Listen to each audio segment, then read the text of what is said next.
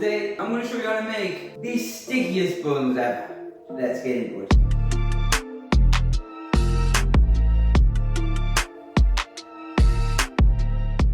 Alright guys, so we're going to kickstart this recipe by activating our yeast. Here I've got 120 milliliters of whole milk heated to 33 to 35 degrees Celsius. I wouldn't go much higher than that, you'll risk killing the yeast if you do so. Then sprinkle in 6 grams of dried, fast active yeast, give it a good mix, then set it one side to allow it to activate. It will take about 5 minutes or so.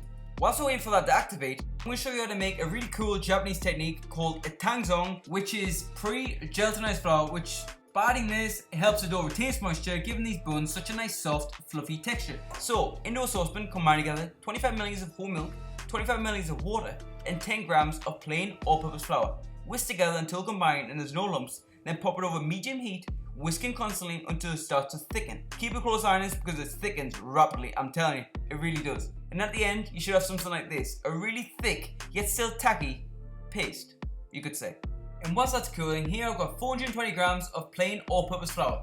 And to that, add in 40 grams of caster sugar and 2 grams of salt. And whisk that together until thoroughly combined, and that's your dry ingredients sorted. And now, let's start making some dough. So into your stand mixer, you're going to first add in your yeast and milk mixture, and by now the yeast should be active. It should have a few bubbles on the surface. If you're saying, well, mine doesn't have that, well, that's usually a great sign that the yeast is actually dead. So I'm sorry to say it, but you have to start again. And that's then followed by 10 grams of honey and 2 whole eggs, cracked obviously, and then whisk it together until thoroughly combined. Next, it's time to add in the Tangzhong, which should be nice and cool now, and as you can see, it's firmed up drastically, along with the dry ingredients. Then place it under your stand mixer, fit it with the hook attachment, and mix it over low speed until it forms a dough. Then turn the speed up to medium-low and knead for 6 to 8 minutes until the dough turns nice and smooth and elastic and it comes away from the sides. Don't worry about it not coming away from the bottom, that's totally normal. And then you're going to start to slowly incorporate 50 grams of softened unsalted butter, around a tablespoon at a time. I just wanted to clarify, before you add another tablespoon of butter, you want to make sure the last addition has been fully incorporated into the dough before you do so. And continue mixing for an extra 5 minutes so once you've added all the butter to make sure it's fully incorporated. And now, just take a look at this. Look how incredible that looks. So look at the elasticity in the dough, that's exactly what you want. Now tip the dough out onto an unfloured work surface, shape the dough into a nice taut round ball, then plop it into a greased bowl, cover with cling film or damp tea towel and let prove at room temperature for 1.5 to 2 hours or until double in size. Now whilst we're waiting for the dough to do its thing, we're going to get ahead. We're going to make the glaze, which is really easy. So into a saucepan, combine together 115 grams of unsalted butter, 115 grams of soft light brown sugar, 50 grams of honey, and last but not least, approximately 1 to 2 teaspoons of vanilla bean paste. Place the pan over medium-low heat, mixing this every so often to avoid the butter from separating because you don't want that to happen. And once everything is melted and well homogeneous, that's your glaze done.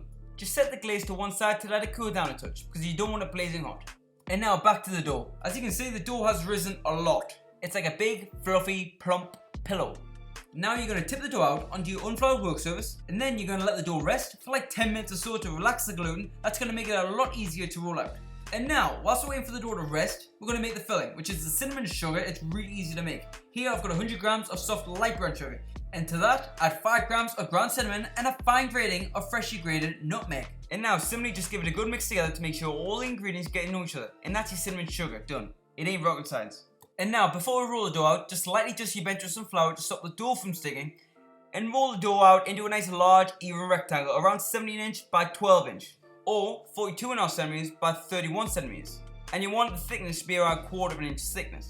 Now brush the whole surface of the dough with 70 grams of gently melted unsalted butter from edge to edge. It does look like a lot of butter, I must admit, but trust me, you're gonna need it all. And then right after, get your cinnamon sugar and sprinkle it all over the surface of the dough. I don't want to see any empty spots. And then once you finish, start tightly rolling it up into a nice thick log. It's very important that you tightly roll it up because by the second and final proof, if it's not tight enough, it will unravel and it will look really sad at the end. And now, once you've rolled it up, get the edges and push them together to tighten it up a bit. Then using a straight blade, trim off the edges, but do that carefully because you don't want to destroy those layers. And portion it into 9 nice equal pieces. You want to make sure that you cut them nice and equal so that they prove and bake evenly. And then you want to grease and line a 9 by 9 inch cake tin. I'm using a loose bottom cake tin, so that's why I've lined it. If yours isn't, it's not really necessary to line it, but it is necessary to grease it. Then pour the caramel glaze into the bottom of the cake tin along with 140 grams of lightly crushed and toasted pecan nuts. Trust me, it works. It's delicious. Then add your cinnamon rolls one by one into the tin, leaving a little space in between each other to leave room for expansion. And then lightly cover with some cling film and let prove at room temperature for 45 minutes to 1 hour, or until almost double in size and puffed up. And would you have a look at that? They look incredible.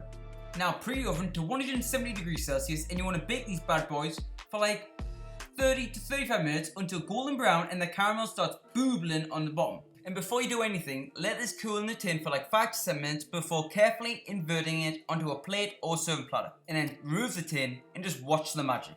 These just look incredible. Just watch that caramel just drip down. I'm lost for words. Wow. You've literally just made the stickiest, softest, fluffiest buns ever. I'm telling you, you've got to give these a go. Wow. If you enjoyed this one, please don't forget to like and subscribe, and I'll catch you guys in the next one. Peace.